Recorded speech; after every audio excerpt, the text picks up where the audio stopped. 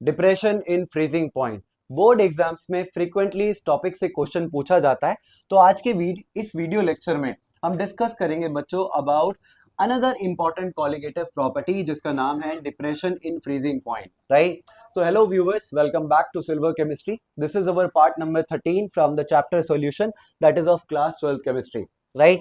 तो बेसिकली आज के इस वीडियो लेक्चर में हम डिस्कस करेंगे बच्चों about depression in freezing point, right?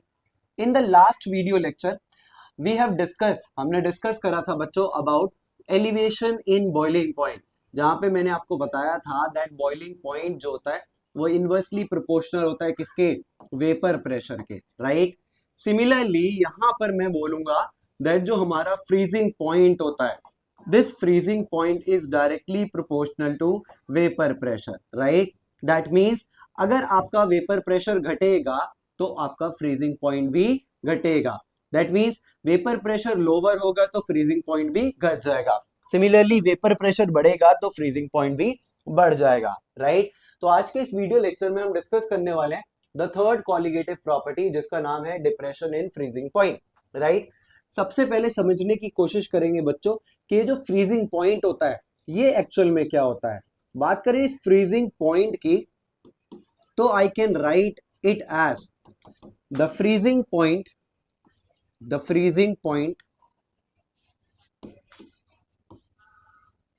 Is that temperature, ये वो टेम्परेचर है, is that temperature at which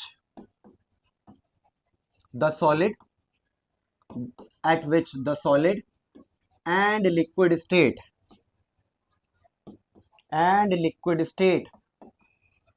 have same vapor pressure। तो मैं बोलूंगा बच्चों ये जो फ्रीजिंग पॉइंट होता है हमारा, ये वो पर्टिकुलर टेम्परेचर होता है जिसपे हमारा किसी भी सब्सटेंस का the solid as well as liquid state का सेम वेपर प्रेशर होगा।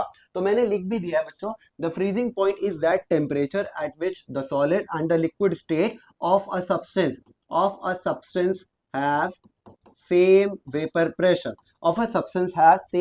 प्रेशर, उस पर्टिकुलर पॉइंट को हम बोलते हैं फ्रीजिंग पॉइंट, राइट? जैसे कि नॉर्मली हम बोलते हैं बच्चों कि जो हमारा वाटर होता है, जो हमारे पास वाटर होता है उसका फ्रीजिंग पॉइंट जो होता है वो होता है 0 degree Celsius, right?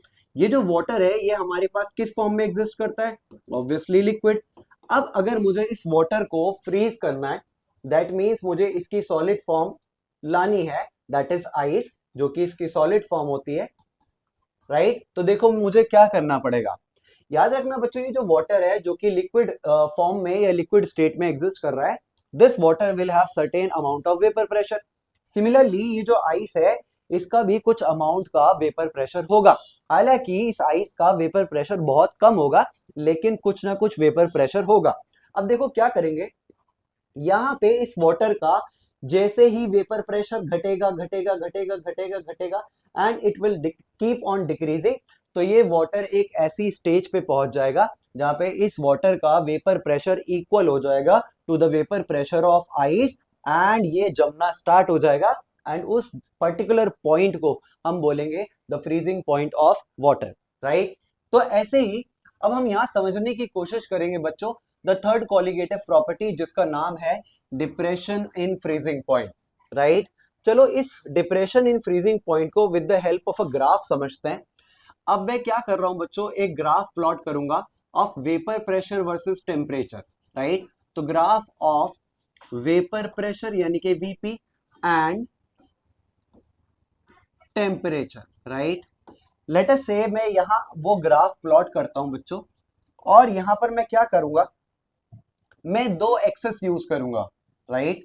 Let us से ये मैंने वाई एक्सेस लिया एंड इसको मैंने ले लिया as X axes, right? Y axis पे मैं प्लॉट करूंगा बच्चों वेपर प्रेशर एंड ये जो नीचे वाला है इस पे मैं प्लॉट करूंगा टेम्परेचर, वो भी केल्विन में, राइट? अब जैसा कि आपको पता है कि जब किसी भी सब्सटेंस का vapour pressure in its solid state as well as in liquid state जब वो सेम हो जाएगा तब हम उस पर्टिकुलर पॉइंट को बोलते हैं फ्रीजिंग पॉइंट। लेट अस से मेरे पास एक सॉलिड है एंड उसका वेपर प्रेशर लेट अस से समवेयर यहाँ है, राइट? मेरे पास एक सॉलिड है और उसका वेपर प्रेशर समवेयर यहाँ है, राइट? कुछ मैंने इस तरीके से उसको बना लिया, राइट। ये रहा मेरे पास सॉलिड का कर्व जिसका वेपर प्रेशर इतना है, राइट।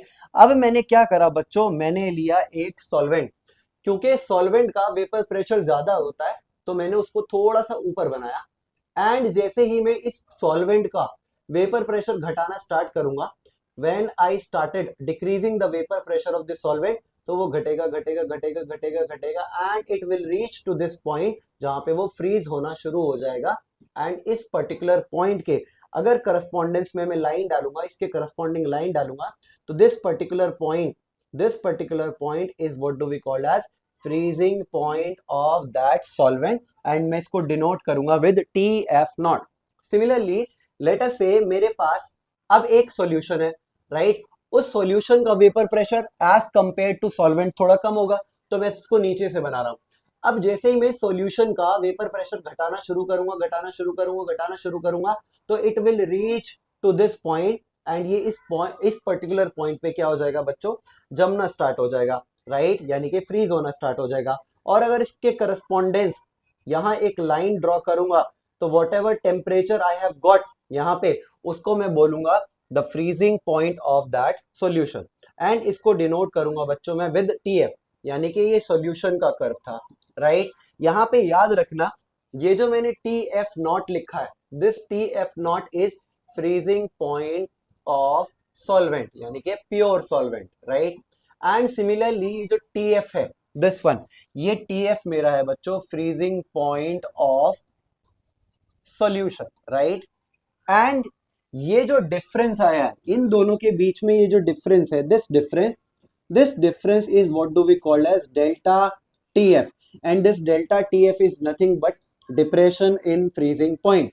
मतलब कितना फ्रीजिंग पॉइंट लोअर हो गया as compare to of this pure solvent जब आपने उसमें ऐड कर दिया कोई सोल्यूट, राइट। तो कितना फ्रीजिंग पॉइंट घट गया, यानी कि लोवर्ड हो गया as compare to that pure solvent, जब आपने उसमें क्या ऐड कर दिया, एक नॉन वोलेटाइल सोल्यूट ऐड कर दिया। तो उसी को हम बोलते हैं as depression in freezing point, and this delta TF can be calculated as TF0 यानी कि बड़ा वाला माइनस TF यानी कि छोटा वाला temperature, right. This delta TF term is what do we call as depression in freezing point, right. इससे पिछली वीडियो में जब हमने पढ़ा था बच्चों एलिवेशन इन बॉइलिंग पॉइंट यानी कि डेल्टा TB, तो वहां पे मैंने लिखा था TB माइनस TB0। याद रखना हमेशा बड़ा वाला टेम्परेचर माइनस छोटा वाला टेम्परेचर होगा, राइट। तो this is the term we have got from the graph. याद रखना डेल्टा TF यानी कि depression in freezing point can be calculated as TF0 minus TF, right. अब हम क्या करेंगे बच्चों, आपको पता होना चाहिए similar to that of delta TB, ये TF भी डायरेक्टली प्रोपोर्शनल होगा मोलालिटी के, राइट। मीनिंग किसी सॉल्यूशन के अंदर कितना अमाउंट का सॉल्यूट प्रेजेंट है वही डिसाइड करेगा कि उसका वेपर प्रेशर कितना बढ़ेगा या घटेगा, और उसी के बेसिस पे हम depression in freezing point calculate कर सकते हैं। तो similar to that of delta TB, मैं कह सकता हूं that delta TF is also directly proportional to molality, the concentration term that we have used. अब अगेन क्या करेंगे, इस प्रोपोर्शनैलिटी के साइन को हटाएंगे और एक कांस्टेंट लाएंगे which is nothing but KF and into small m। तो ये बन गया हमारा the final major formula for depression in freezing point, जहां पर इस KF का मतलब होता है बच्चों मोलाल डिप्रेशन कांस्टेंट, या फिर इसको हम बोलते हैं बच्चों एज क्रायोस्कोपिक कांस्टेंट, राइट। तो this is the major formula for calculating the depression in freezing point. इसको अच्छे से याद कर लेना, that is delta TF is equal to KF into small m, जहां पे स्मॉल m हमारा कंसंट्रेशन टर्म है and that is molality, right. अब देखो क्या होगा, यहीं से एग्जामिनर क्वेश्चन पूछता है बहुत ढेर सारी बार, वो कहता है ये जो हमारे पास ये KF आया है यानी कि क्रायोस्कोपिक कांस्टेंट आया है, इसकी यूनिट बताओ, राइट। अब देखो क्योंकि आपको फॉर्मूला पता है again delta TF is equal to KF into small m, तो आप लिखोगे delta TF is equal to KF into small m। तो अगर मैं KF को इधर ले आऊं तो this delta TF will come up and this small m will goes down. Again this delta TF is a temperature term and temperature का unit होता है केल्विन. सिमिलरली मोलारिटी का यूनिट होता है हमारे पास बच्चों मोल पर केजी. तो फाइनल यूनिट क्या मिल जाएगी हमको KF की, that is kelvin mole inverse and KG. तो this is our unit, very very important for this KF यानी कि क्रायोस्कोपिक कांस्टेंट, राइट. अब देखो from this main formula we can derive another formula for calculating molecular mass of unknown solute. Let us say अब हम क्या करेंगे, derive formula to calculate molecular mass. देखो जैसा हमने एलिवेशन इन बॉइलिंग पॉइंट में भी करा था, वहां पे भी यहाँ पर भी हम वैसे ही सेम निकालेंगे the formula to calculate the molecular mass of unknown solute. तो आपने लिखा वी नो, क्या पता है आपको, delta TF is equal to KF into small m, right. चलो चेंज करते हैं और इस मोलालिटी टर्म को एक्सपेंड करते हैं. Delta TF is equal to KF into small m, यानी कि मोलालिटी का फॉर्मूला होता है W2 by M2 into 1000 upon W1. तो this is the formula that we have got. And अगर किसी भी एक टर्म को वो निकलवाएगा, नॉर्मली मॉलिक्यूलर मास निकलवाएगा, तो ये मॉलिक्यूलर मास यहाँ आ जाएगा यानी कि M2 यानी कि molecular mass of unknown solute. This TF यानी कि delta TF will comes down into W1 और ये आ जाएगा KF ऊपर इनटू W2 इनटू 1000. तो ये बन गया हमारा formula to calculate the molecular mass of unknown solute, right. तो ये सारी चीजें डिस्कस कर ली हमने about the depression in freezing point, जहां आपको ये सारे फॉर्मूला जैसे कि ये वाला formula and this one formula आपको अच्छे से याद रखना है, राइट. चलो अब इस पे कुछ क्वेश्चंस डिस्कस करते हैं और उससे पहले एक इंपॉर्टेंट चीज जान लेते हैं, राइट. अब देखो ये जो है ये पॉइंट आपको अच्छे से याद रख लेना है. ये पॉइंट में कह रहा है बच्चों द वैल्यूज ऑफ KF. आपको मालूम है अब KF क्या होता है, this is molal depression constant और क्रायोस्कोपिक कांस्टेंट. एंड केबी का मतलब क्या होता है बच्चों, मोलाल एलिवेशन कांस्टेंट या फिर एबुलियोस्कोपिक कांस्टेंट. ये दोनों डिपेंड करते हैं on the nature of the solvent, very very important, and can be calculated from the following relation. And हम इनको कैलकुलेट भी कर सकते हैं using these two formulas. And formula number 1 लिख रखा है बच्चों, KF can be calculated, KF in the sense the cryoscopic constant is equals to R into M1 into TF naught upon 1000 into delta fusion, right. अब देखो जहां पे R का मतलब होता है यूनिवर्सल गैस कांस्टेंट, M1 होता है हमारा molar mass of the solvent, TF not होता है हमारा freezing point of pure solvent, 1000 है. एंड ये डेल्टा FUSH का मतलब होता है enthalpy of fusion, right. Similarly, we can calculate KB यानी कि ebullioscopic constant as KB is equals to R, again universal gas constant, M1 molar mass of solvent, TB naught is the boiling point of pure solvent 1000, and this delta VAPH means enthalpy of vaporization, right. तो ये भी इसके साथ साथ याद रखना. चलो अब इससे कुछ रिलेटेड क्वेश्चन सॉल्व करते हैं. क्वेश्चन में कह रहा है बच्चों what is molal depression constant और क्रायोस्कोपिक कांस्टेंट, यानी कि वो आपसे KF को डिफाइन करने के लिए बोल रहा है. लास्ट वीडियो लेक्चर में हमने जिस तरीके से KB को यानी कि मोलाल एलिवेशन कांस्टेंट, जिसको एबुलियोस्कोपिक कांस्टेंट भी बोलते हैं, उसको डिफाइन करा था. सिमिलरली ये आपका होमवर्क क्वेश्चन है, इसको डिफाइन करके और कमेंट कर देना.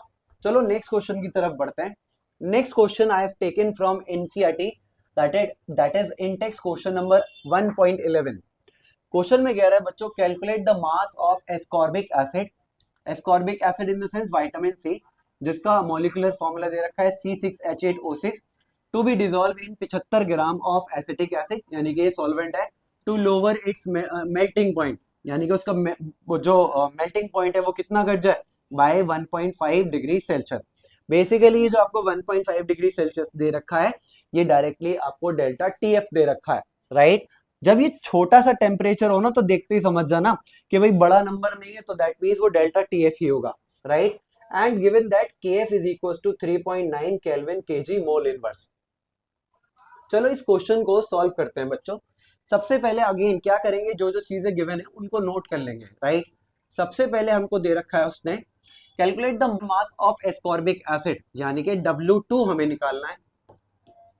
विटामिन सी जिसका मॉलिक्यूलर फॉर्मूला दे रखा है C6H8O6, तो यूजिंग दिस मॉलिक्यूलर फॉर्मूला हम M2 निकाल सकते हैं। M2 कैसे निकालेंगे, चलो M2 निकालते हैं। M2 किसका निकालेंगे, दिस विटामिन सी का, C6H8O6। जरा बताओ कार्बन का मॉलिक्यूलर मास कितना होता है 12, कितने एटम्स हैं 6, प्लस हाइड्रोजन का होता है 1, कितने एटम्स है 8, प्लस ऑक्सीजन का कितना होता है 16 और कितने एटम्स हैं 6। 12 6 होता है 72 प्लस 8 प्लस 96, जब इनको ऐड करोगे बच्चों 80, 176 आ जाएगा। To be dissolve in 75 gram of acetic acid, यानी कि W1 दे रखा है, that is 75 gram. Acetic acid दे रखा है, यानी कि M1 भी निकाल सकते हो, मॉलिक्यूलर मास ऑफ सॉल्वेंट, लेकिन जरूरत नहीं पड़ेगा। To lower its melting point by 1.5 degree Celsius, यानी कि delta TF is given as 1.5 degree Celsius. KF is also given as 3.9, right. चलो अब इस क्वेश्चन को सॉल्व करते हैं बच्चों। अब आप लिखोगे सबसे पहले दैट वी नो, आपको क्या पता है formula, just now we have derive, right. Formula क्या कहता है, delta TF is equal to KF into W2 by M2 into 1000 upon W1। Simply values रखो and we can calculate this W2, right? Delta TF is given as 1.5 is equals to KF is given as 3.9, W2 हमको calculate करना है, M2 हमने निकाला था बच्चों as 176 into 1000 और ये आ जाएगा W1 is given as 75। चलो इसको रीअरेंज करते हैं। अगर मैं W2 को इधर ले आऊं तो इसके साथ वाले जो है वो कहां चले जाएंगे, नीचे, यानी कि 3.9 आ जाएगा नीचे इंटू 1000 और ऊपर आ जाएगा बच्चों 1.5 इंटू 176 इंटू 75। जब इसको सॉल्व करोगे तो you will get your answer as 5.08 gram, right. तो this is your answer for this question, that is Intex question number 1.11, right. तो इसको अच्छे से कॉपी कर लो, राइट। चलो बढ़ते हैं अगले क्वेश्चन की तरफ। Next question I have taken from NCERT exercise question number 1.20, right. Question में कह रहा है बच्चों a 5% solution by mass of cane sugar का फॉर्मूला होता है C12H22O11, right. In water has freezing point of 271 kelvin, यानी कि सॉल्यूशन का फ्रीजिंग पॉइंट दे रखा है, यानी कि TF दे रखा है। Calculate the freezing point of 5% glucose in water if the freezing point of pure water is 273.15 kelvin. वो कह रहा है कैलकुलेट करो the freezing point of 5% glucose in water if freezing point of pure water is this much. Glucose का हमको freezing point calculate करना है, यानी कि TF कैलकुलेट करना है, राइट। अब यहाँ इस क्वेश्चन में बच्चों दो कंडीशंस दे रखी हैं, एक दे रखा है केन शुगर का केस और दूसरा दे रखा है आपका ग्लूकोज का केस, और ग्लूकोज का फॉर्मूला होता है C6H12O6, राइट। अब देखो एक एक करके इसको केस बनाते हैं। इसके दो केसेस बनेंगे। सबसे पहले केस में हम पहले वाला इंफॉर्मेशन से कैलकुलेट कर लेंगे द KF, फिर उसी को दूसरे वाले केस में KF का वैल्यू रख के वहां से निकाल सकते हैं the freezing point of the 5% glucose water या 5% ग्लूकोज सॉल्यूशन, राइट। चलो केस 1 में देखते हैं हमारे पास क्या दे रखा है। केस फर्स्ट में उसने हमें बोला है 5% solution by mass of cane sugar. तो देखो ये लाइन अपने आप में एक मीनिंग दे रही है। तो सबसे पहले मैं लिखूंगा 5% solution of cane sugar means 5 gram of cane sugar, जिसका फॉर्मूला होता है अगेन C12H22O11, राइट। मैंने लिखा 5% solution of cane sugar means 5 gram of cane sugar is dissolve in या is present in 100 gram of solution, right. तो देखो जब हमें मास ऑफ सॉल्यूशन पता चल गया और मास ऑफ सोल्यूट पता चल गया तो मास ऑफ सॉल्वेंट यानी कि W1 ऑटोमेटिकली कितना आ जाएगा, ऑटोमेटिकली आ जाएगा बच्चों ये 95 ग्राम, राइट। यानी कि 100 माइनस 5 कर दिया। साथ ही साथ में उन्होंने दे रखा है water has a freezing point of 271, यानी कि इसने हमको दे रखा है बच्चों TF, that is 271 kelvin, right. और लास्ट वाली लाइन में दे रखा था प्योर वाटर का जो फ्रीजिंग पॉइंट है वो कितना है 273.15, 273.15 यानी कि टी एफ नॉट दे रखा है 273.15 राइट। अब देखो क्या करेंगे, क्योंकि हमें यहाँ पे मॉलिक्यूलर मास का भी जरूरत पड़ेगा, तो मैं पहले ही कैलकुलेट कर लेता हूँ द M2। और M2 का फॉर्मूला अभी मैंने आपको बताया, दैट M2 यानी कि केन शुगर का फॉर्मूला होता है C12H22O11 राइट। जब इसका मॉलिक्यूलर मास कैलकुलेट करोगे तो बच्चों आएगा 342 ग्राम पर मोल राइट। चलो अब इस इंफॉर्मेशन की हेल्प से हम निकालते हैं द KF। तो आपको फॉर्मूला पता है अच्छे से, we know that delta TF is equal to KF into W2 by M2 into 1000 upon W1 right. अब देखो डेल्टा TF भी हमें निकालना था, डेल्टा TF यहाँ पे लिख देते हैं राइट। चलो डेल्टा TF निकाल लेते हैं। Delta TF is equal to हमेशा बड़ा वाला टेम्परेचर माइनस छोटा वाला टेम्परेचर, यानी कि TF नॉट आपको दे रखा है 273.15 और TF दे रखा है 271। चलो सब्ट्रैक्ट करो, 273.15 माइनस 271, जब इसको सब्ट्रैक्ट करोगे तो आएगा 2.15 केल्विन राइट। अब याद रखना जब सारी चीजें मिली गई हैं, चलो इस मेन फॉर्मूला में रखते हैं डेल्टा TF कितना है 2.15 इज इक्वल टू KF ही तो हमको निकालना है राइट। तभी उस सेकंड वाले केस में रख के हम वहां से उसका freezing point of the solution calculate कर सकते हैं। W2 दे रखा था हमको 5, M2 मोलर मास हमने निकाला था 342 इंटू 1000 रहेगा, एंड W1 हो गया हमारा मास ऑफ सॉल्वेंट राइट। चलो इसको थोड़ा सा रीअरेंज करते हैं। अगर मैं KF को यहाँ ले आऊं राइट, तो यहाँ पे क्या होगा बच्चों, ये आ जाएगा 5 इंटू 1000 नीचे, और ये आ जाएगा 2.15 इंटू 342 इंटू 95। जब इसको सॉल्व करोगे बच्चों तो KF का वैल्यू आपको मिल जाएगा लगभग 13.99 राइट। अब क्योंकि यहाँ पे हमें KF का वैल्यू मिल गया तो आसानी से हम केस 2 में, यानी कि आसानी से हम केस 2 में यहाँ लिख देता हूँ, केस 2